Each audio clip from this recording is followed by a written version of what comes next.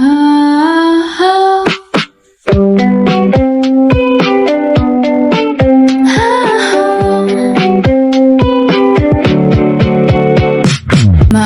gumising, antok pa rin.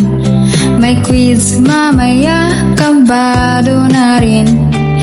Notebook at pen, hawak ko ng mahigpit. Kahit nahihirapan, di susuko kahit saglit.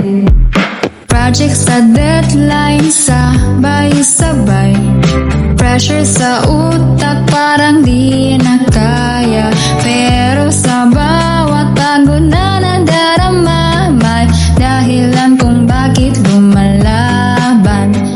Kapag napapagod, humihinga lang. Pinapaalala ko kung ano ang dahilan. Hindi lang para sa grades o karangalan, kundi para sa pangarap na gustong makamtan. Kahit mahirap, lalaban ako. Sa bawat pahina natututo. Damish man ang mundo ko ngayon, knowledge ang baon ko. Sa bawat panahon, hindi susuko. Kahit paulit-ulit, prayers man ay aking harapin. Sa dulo ng lahat ng pagod at tiyak, tagumpay din ang aking matatanggap. Lumis na minsan di maaasahan, pero teamwork pa rin ang sandalan. Sa recitation kahit nanginginig, tataas din ang kamay kahit medyo takot at tahimik. Balang araw, lahat ng to ay suwi.